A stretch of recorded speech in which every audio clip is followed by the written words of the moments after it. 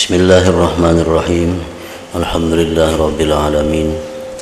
Wassalatu wassalamu ala asyrafil anbiya'i wal mursalin sayyidina wa maulana Muhammadin wa ala alihi wa sahbihi ajma'in. Dan telah sampai riwayat kepada kami daripada Imam Hammad bin Salamah rahimahullah ta'ala, dan adalah beliau itu Imam Muhammad dibilangkan atau dikatakan orang daripada kalangan wali-wali abdal. Kata beliau, barang siapa mengaji ilmu hadis dengan tujuan yang lain daripada keridhaan Allah Ta'ala, maka pasti ia akan tertipu. Siapa yang menuntut ilmu hadiskah, ilmu apakah, yang tujuannya itu selain daripada mencapai keridhaan Allah, maka ia pasti akan tertipu, pasti akan mendapat kerugian.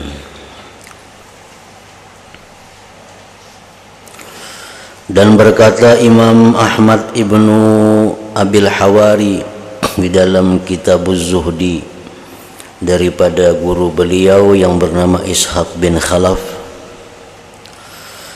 adalah Abdurrahman ibnul Aswad radhiyallahu ta'ala anhu tidak makan sepotong roti pun kecuali beliau berniat.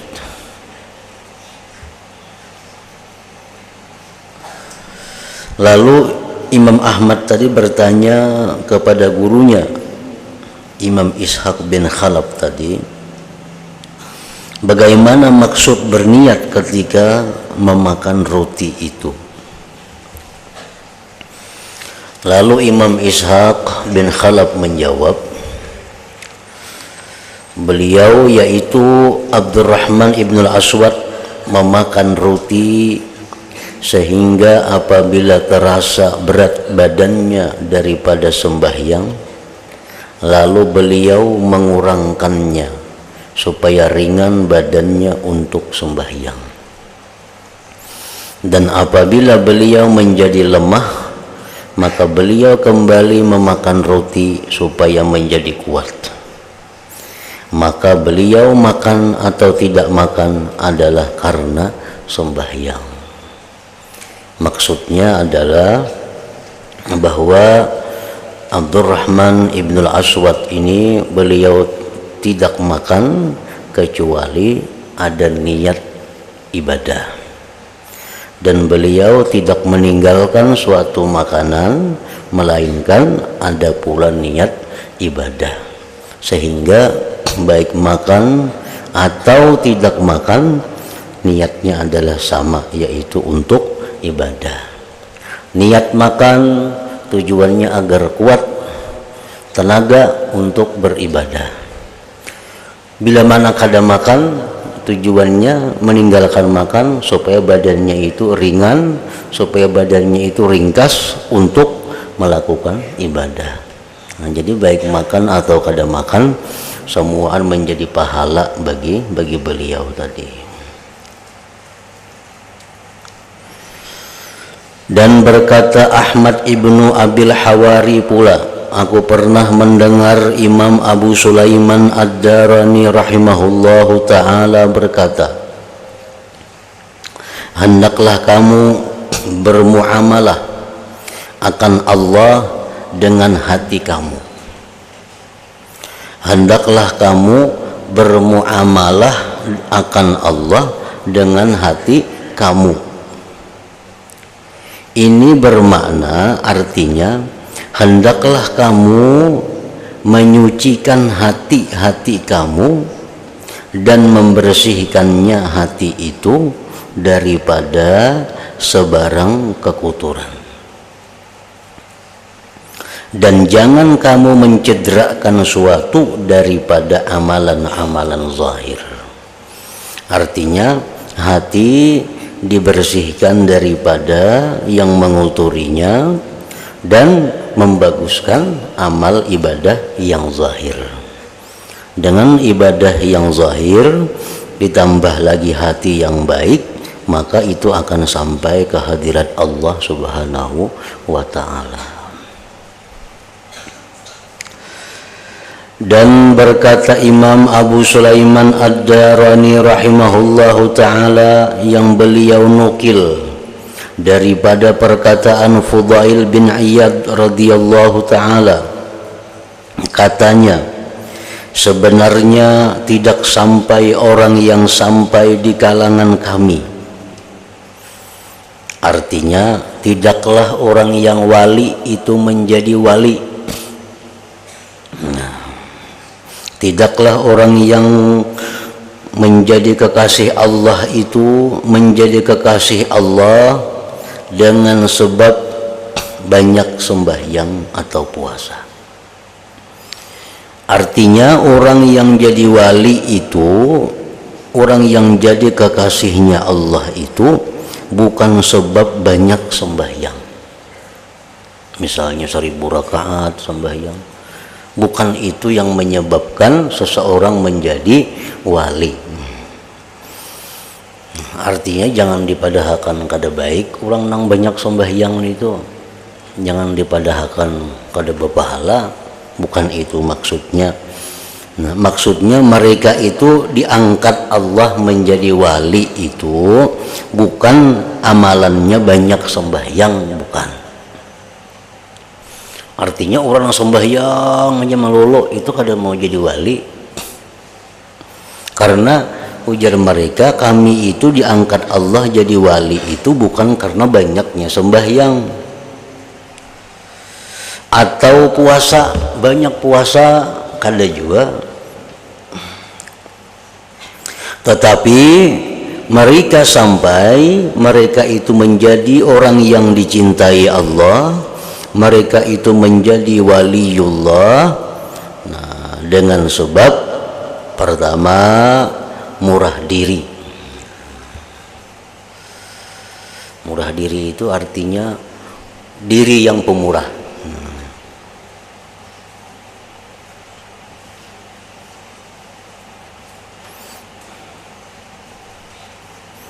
Yang kedua, lapang dada. Yang ketiga, dan memberi nasihat bagi umat. Nah, itu amalan orang yang hendak jadi wali. Walaupun sembahyangnya kada banyak, walaupun puasanya kada banyak, tapi orangnya ini pemurah.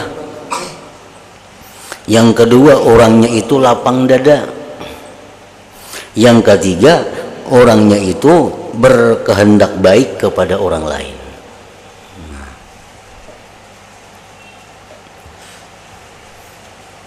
Jadi walaupun artinya orangnya ini puasa tiap hari, sembahyangnya ratusan ribuan rakaat tiap hari, tapi orangnya kikir, kada mau jadi wali, kada mau jadi kekasih Allah.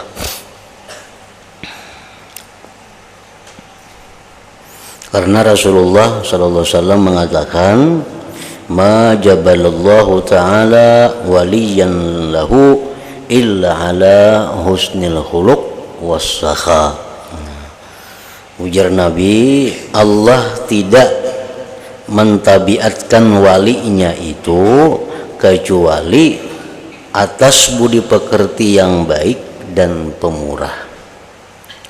Nah, jadi mun hendak jadi orang nang dikasihi Allah, walaupun sembahyangnya ini apa adanya, artinya nang wajib-wajibnya, sembahyang nang muakkad-muakkadnya, puasa-puasa nang wajibnya, puasa-puasa nang muakkadnya, tapi orangnya pertama bersifat pemurah. Nah, itu ada harapan menjadi wali,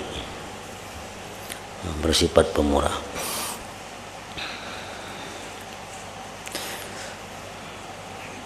Yang kedua, lapang dada. Lapang dada itu artinya apa yang diberikan Allah kepada dia, dia terima dengan senang hati. diberikan Allah sedikit, diberikan Allah banyak, diberikan Allah apapun kepadanya, dia terima dengan hati yang lapang.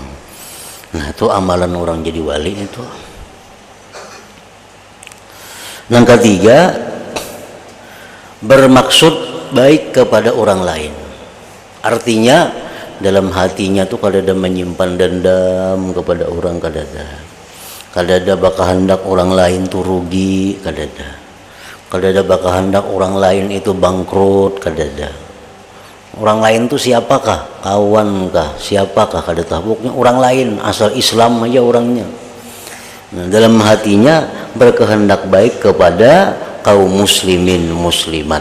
Dalam hatinya kadada hendak membuat orang susah, dalam hatinya kadang hendak membuat orang lain itu celaka, dalam hatinya kadang hendak membuat orang lain itu bangkrut tadi. Pokoknya inya kapingin agar kaum muslimin muslimat itu senang. Inya kapingin agar orang muslimin muslimat itu bahagia semua. Inya kapingin agar kaum muslimin muslimat itu tenang, aman, tentram. Nah, itu amalan orang hendak jadi waliullah. Jadi amalan lain kada perlu banyak, sembahyang cukup apa adanya nang wajib, nang dituntut kuat muakkad, puasa kayak itu juga. Tapi ini nang dilatihnya bujur-bujur, dilatihnya dirinya supaya jadi orang pemurah kayak apa. Yang kedua supaya ini bisa lapang dada menghadapi apapun yang dihadapi. Yang ketiga, dalam hatinya itu kadada batujuan yang kada baik kepada orang. Nah, bila tiga itu kawal dilatihnya sehingga menjadi akhlaknya, nah orang itu akan diangkat Allah menjadi kekasihnya. Mesti kada tinggi ilmunya, mesti kada banyak amalannya, tapi bila mana yang tiga tadi bisa dijadikannya akhlak, nah maka orang itu akan sampai kepada derajatnya para waliullah tadi.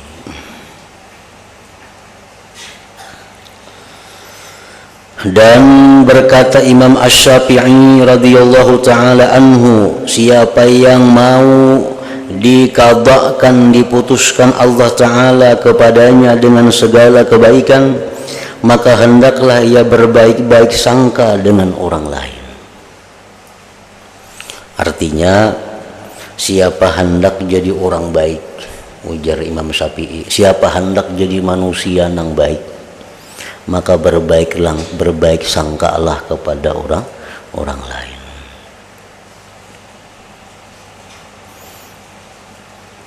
Berbaik sangka kepada orang lain.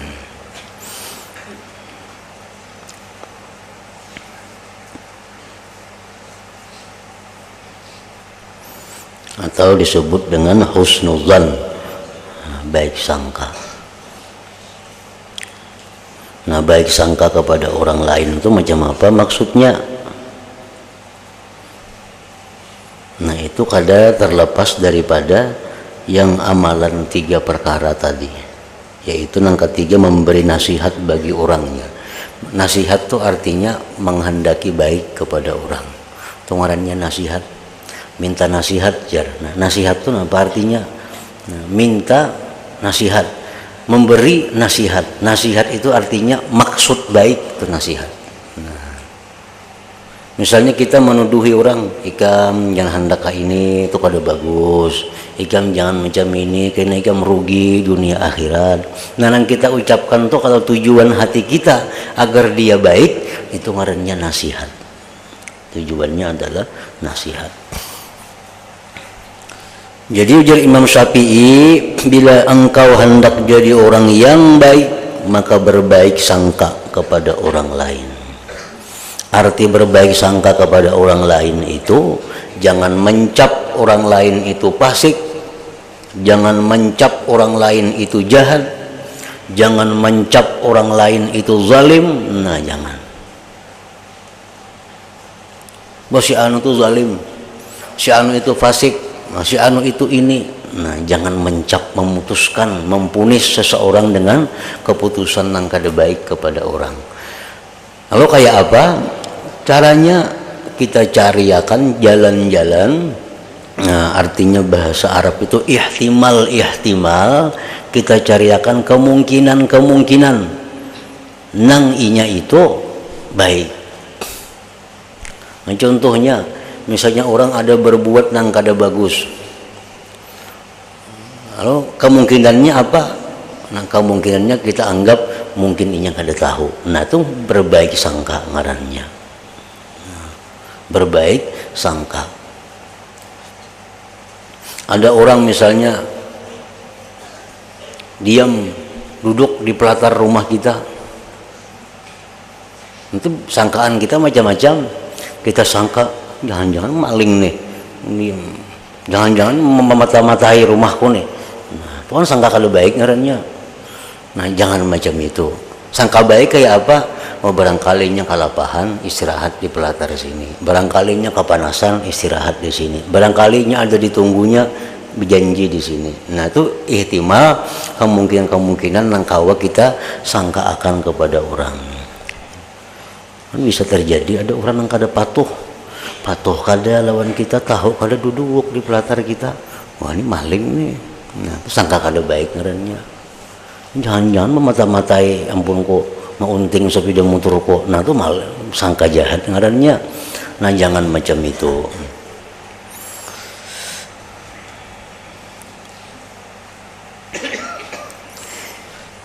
Siapa yang mau diputuskan Allah Ta'ala kepadanya dengan segala kebaikan, maka hendaklah ia berbaik-baik sangka dengan orang lain. Dan telah meriwayatkan oleh guru kami Imam Al-Hafiz Abdul Baqa rahimahullahu ta'ala daripada Abu Qabisah, beliau berkata, aku bermimpi melihat Imam Sufyan Ats-Tsauri, lalu aku bertanya kepadanya, apa yang dibuat oleh Allah Ta'ala bagi engkau? Nah, Imam Sufyan Ats-Tsauri wafat, lalu kawannya bermimpi bertamuan lawan Sufyan Ats-Tsauri ini, bertamuan. Lalu jarang kawan, kayak apa ikam mati tadi, kayak apa Tuhan menghadapi ikam, kayak apa ikam di hadapan Tuhan? Maka Imam Sufyan menjawab, nazartu ila rabbi kifaham faqala li hani'an ridai anka ya ibna sa'idi laqad kunta qawwaman idza azlama ad-duja bi'abratin mushtaqin wa qalbin hamidi padunaka fakhtar ayya qasrin arattah wa zurni fa inni minka ghairu ba'idi. Artinya aku melihat kepada Tuhanku secara nyata. Ujar Sufyan Ats-Tsauri, begitu aku mati pindah alam, aku melihat Tuhan secara nyata.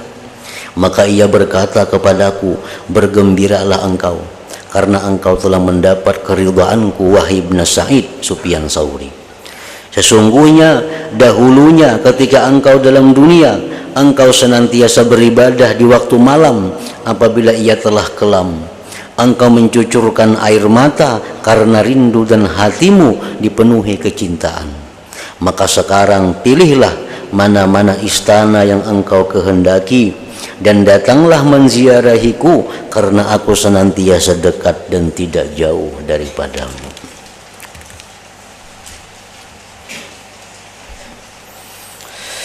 Dan telah meriwayatkan oleh guru kami Al-Imam Al-Hafiz Abdul Baqa rahimahullah ta'ala daripada Yahya bin Mu'adz Ar-Razi, beliau berkata, berapa banyak orang yang meminta ampun sedangkan ia dimarahi. Banyak orang minta ampun lawan Tuhan tapi disariki Tuhan. Dan berapa banyak orang yang berdiam sedangkan ia dikasihi. Ada orang yang diam aja tapi disayangi Tuhan. Ini kuciak-kuciak minta ampun tapi disariki Tuhan. Kayak apa itu?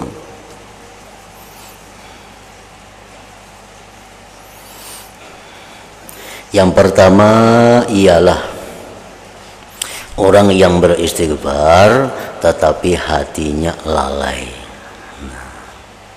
Orang nang di mulut saja Astagfirullahaladzim, astagfirullahaladzim, astagfirullahaladzim, tapi hatinya kada astagfirullahaladzim, Tuhan marah. Bukan hanya dapat pahala, tapi dapat kemarahan Allah. Karena astagfirullahaladzim itu i'tiraf. I'tiraf itu apa artinya? Mengakui. Astagfirullah, ulun minta ampun kepada Allah yang maha besar. Kan mengakui. Nah, orang yang mulutnya aja mengakui tapi hatinya kada mengakui, itu Allah marah. Kayak kita juga sejauh-jauh kada usah mendinggalkan Allah Ta'ala. Kita aja ada orang datang, orang berbuat salah lawan kita, berbuat macam-macam kejahatan kepada kita, datang lawan kita, minta ampun, tapi hatinya kada sarik kada kita, tentu sarik kada dari hatinya. Nah, apalagi Allah yang maha tahu isi hati kita yang sehalus-halusnya. Jadi bila mengucap astagfirullahalazim, itu hati mesti bujur-bujur. Bila kada usah astagfirullahalazim, ganti yang lain aja. Namun kita berzikir la ilaha illallah, hati kita kada la ilaha illallah kada seberapa. Atau salawat, hati kita kada bersalawat kada seberapa juga. Bahayanya, risikonya paling-paling kada berpahala. Tapi kalau nya astagfirullahalazim, nah itu hati kita kada astagfirullahalazim, Allah marah itu. Dianggap Tuhan maulu-ulu. Jadi ulun minta ampun lawan pian, ulun banyak salah lawan pian, tapi hati kurih-kurihing. Nah, kita tahu kita gin sarik lawan orang itu, maulu-ulu kita, apalagi Allah. Nah, jadi ada orang yang beristighfar tapi disariki Tuhan.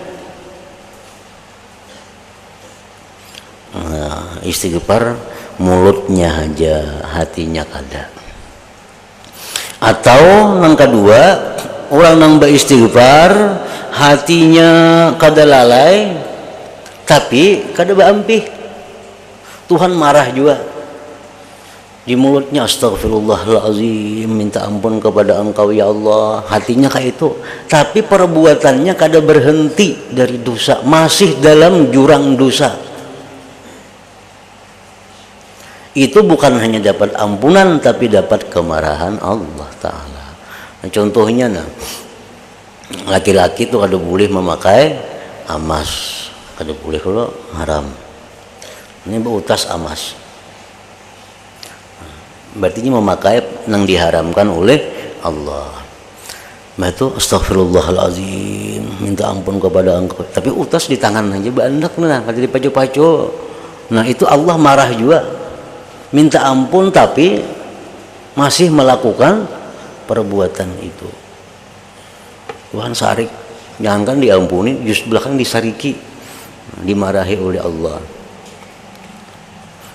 Nah, dan Tuhan marah juga orang yang sengaja melepaskan satu kemaksiatan tapi ada niat pulang kaina hendak berbuat kemaksiatan, Tuhan marah juga. Ini aku pakai cincin lah, mun aku beristighfar nih kena becincin nih, Tuhan marah, paco dulu. Karena yang beristighfar kena kok pasangnya pulang. Nah Tuhan marah juga kayak itu, diulu-ulu kayak itu. Nah. Jadi orang beristighfar tapi dimarahi oleh Allah. Jadi orang-orang yang masih dalam terkait lawan dosa, terkait lawan maksiat, itu kada usah beristighfar. Nah, Tuhan kada perlu istighfar itu, nang perlu ampihi maksiatnya. Itu yang diperlukan Tuhan. Itu yang diperintahkan Tuhan kepada kita. Kita misalnya ada baisian usaha, ada baisian apa nang dilarang Allah. Nang dilarang Allah. Kita ada berhubungan lawan orang-orang yang dilarang Allah, kita berhubungan lawan inya. Kalau usah beristighfar dulu, ampihi dulu hubungan itu. Nah, kayak itu maksudnya. Ampihi hubungan itu hanya beristighfar. Bila masih berhubungan aja istighfar Tuhan kada ketuju dan Tuhan marah. Tuhan merasa diulu-ulu dengan tingkah laku kita itu.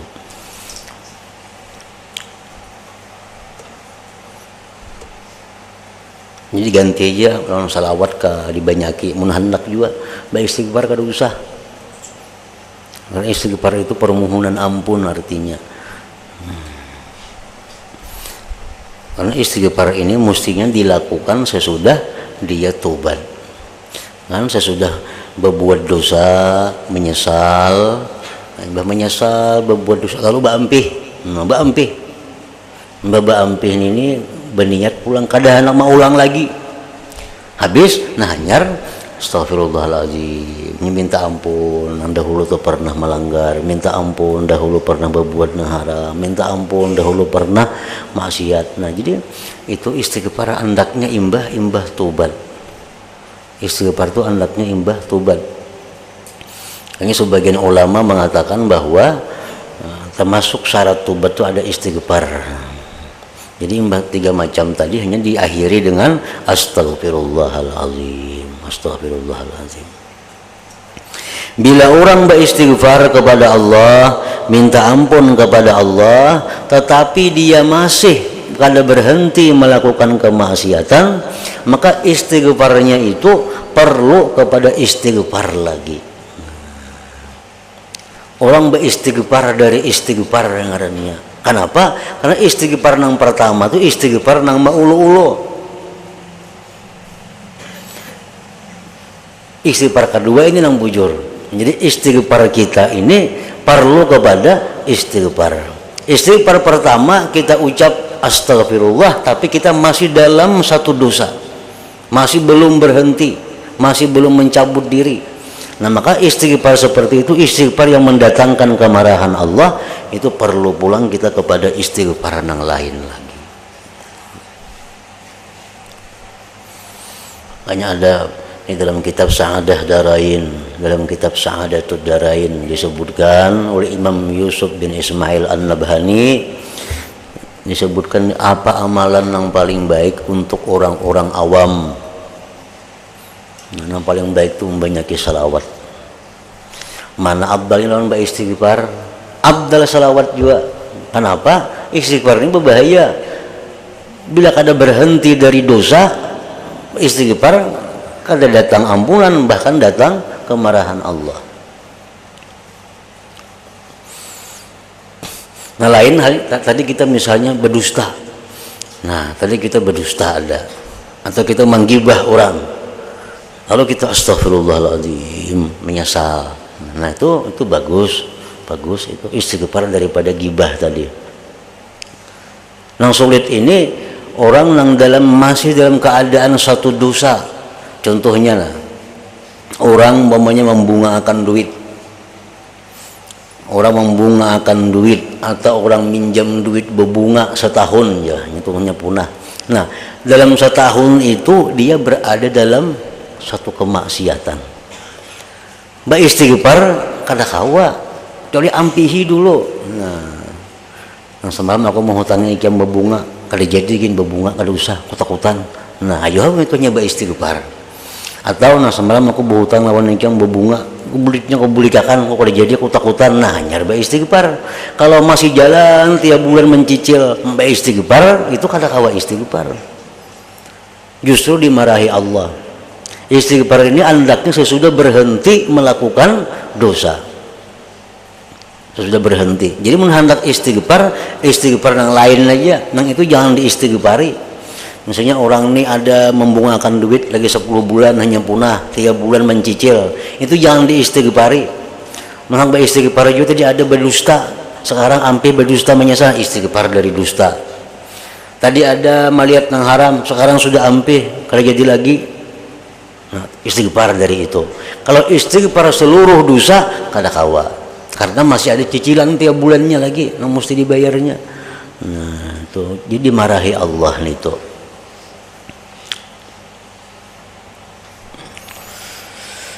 Jadi istighfar hanya berlaku terhadap dosa-dosa, maksiat-maksiat yang sudah dihentikan. Jangan maksiat yang masih berjalan.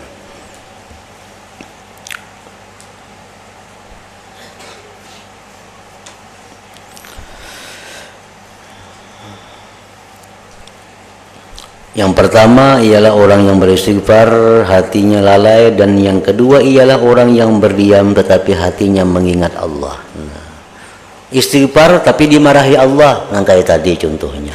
Diam tapi dikasihi Allah, diam. tapi ini ingat kepada Allah. Ini diam aja, diam, tapi hatinya ingat lawan Allah. Nah, ini orang dikasihi oleh Allah. Dan berkata Abul Hasan Al-Waiz, siapa keluar mencari ilmu dan ia berniat akan mengamalkan dengan ilmunya, niscaya memberi manfaat akan dia walaupun hanya sedikit ilmu yang dicapainya. Kalau orang menuntut ilmu tujuannya supaya bisa mengamalkan ilmu ini, nah itu ditolong Allah, mengamalkan ilmu itu, dibantu Allah mengamalkan ilmu itu. Dan berkata Abu Abdullah bin Atha rahimahullah ta'ala, ilmu itu terhenti di atas amal, dan amal itu terhenti di atas ikhlas, dan ikhlas karena Allah itu akan membuahkan paham apa-apa yang dikehendaki oleh Allah Ta'ala. Maka memahami apa-apa yang dikehendaki oleh Allah, itulah yang dinamakan ilmu yang bermanfaat. Seperti perkataan Imam Syafi'i rahimahullahu ta'ala, bukanlah ilmu itu suatu yang dihafal saja, tetapi ilmu itu sebenarnya apa-apa yang memberi manfaat. Ilmu terhenti di atas amal, artinya apa? Ilmu kada akan berguna kalau kada diamalkan. Ilmu itu laksana senjata, pistol di awak 2-3 buting, keris di awak, di pinggang bakal jalan juga, parang bergantung di gulu, itu laksana ilmu. Nah, begitu bertemu musuh kada bisa menggunakan pistol, kada bisa menembakkan parang, kada bisa mengilayakan. Nah, kayak apa? Nah, ilmu itu macam itu. Ilmu itu senjata untuk beramal. Ilmu bila kada diamalkan hanya jadi perhiasan, jadi tuntunan, agakan. Kan agak tuh pistol di pinggang, parang lading di awak, kayak jagau tuh. Nah, jadi ilmu terhenti di atas amal. Amal itu pula terhenti di atas ikhlas. Artinya amal itu kada akan berguna kalau kada ikhlas, kalau kada murni ditujukan kepada Allah. Nah, bila sudah kita ikhlas dalam beramal, Allah akan memberikan kita sesuatu yang disebut ngarannya paham tentang Allah, atau al-fahmu anillah bahasanya, paham daripada Allah. Kayak apa maksudnya orang paham lawan Allah Ta'ala itu? Nah, jadi supaya kita paham lawan Allah Ta'ala itu syaratnya satu, berilmu, 2 amalkan ilmu, 3 ikhlas. Bila 3 hal itu ada, itu Allah memberi tanpa kita minta, diberi Allah kita pemahaman tentang Allah. Kayak apa artinya paham tentang Allah itu? Nah, orang yang paham melawan Allah tuh kayak apa artinya? Contohnya, orang diberi Tuhan duit, diberi Tuhan nikmat, nya pahamnya, oh ini Tuhan beri aku duit, berarti Tuhan nyuruh aku bersyukur lawan ini, berarti Tuhan menyuruh aku supaya aku makin cinta lawan sidin. Oh, berarti Tuhan menyuruh aku membagi-bagi rezeki ini kepada orang lain. Nah, itu nang paham ngarannya lawan Tuhan. Diberi Tuhan musibah, diberi Tuhan bala, nya paham, oh ini Allah menghendaki aku ini supaya aku ini sabar. Oh, ini Allah menyuruh aku ini berarti aku ini supaya mencari-cari kesalahan diriku, mungkin apa kelemahanku sehingga aku dapat nang demikian. Nah, itu orang nang paham daripada Allah. Segala yang diberikan Allah kepadanya, ini mengerti. Ini mengerti. Namun orang nang kada mengerti, diberi Tuhan duit, nah, bisa sudah diulanjakan ke situ kamari, disimpan di apa, itu orang kada mengerti. Mun orang mengerti, begitu dapat rezeki, paham, oh ini Tuhan menyuruh aku nih supaya aku nih bersyukur, supaya aku nih tambah cinta lawan Allah Ta'ala, supaya aku nih membagi rezeki ini kepada yang memerlukan. Nah, itu nang paham lawan Allah ngarannya. Nah, itu kada ada ilmunya, kada ada sekolahnya itu. Tapi bila mana kita berilmu, mengamalkan ilmu, ikhlas diberi Tuhan itu. Diberi Tuhan paham tadi tentang Allah Ta'ala.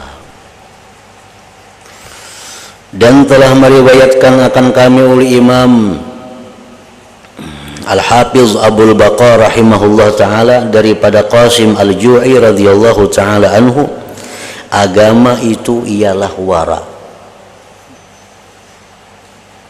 Wara artinya menjaga diri, jangan sampai melakukan yang haram dan yang mendekati kepada haram.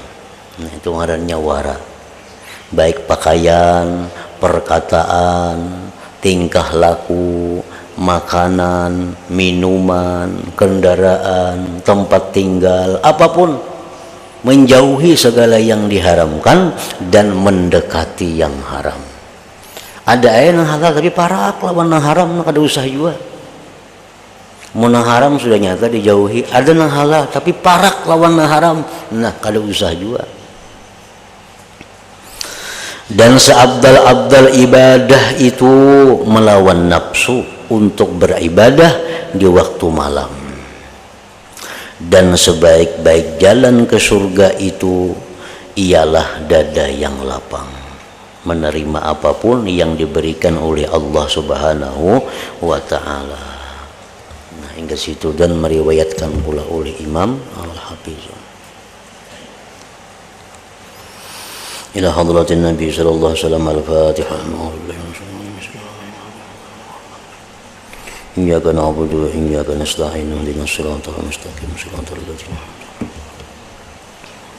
Bismillahirrahmanirrahim. Alhamdulillah Rabbil Alamin. Allahumma salli wa sallim wa barik ala Sayyidina wa Habibina Muhammadin wa ala alihi wa sahbihi ajma'in. Allahumma ja'al jam'ana hadha jam'an maghfura wa tafarruqana min ba'dihi tafarruqan ma'suma wa ilmana ilman nafi'a wa amalana amalan maqbula wa rizqana rizqan wasi'an halalan tayyiba. Allahumma iftah alaina futuhal arifin wa ja'alna min ibadika as-salihin min awliyaika al-muttaqin bi rahmatika ya arhamar rahimin.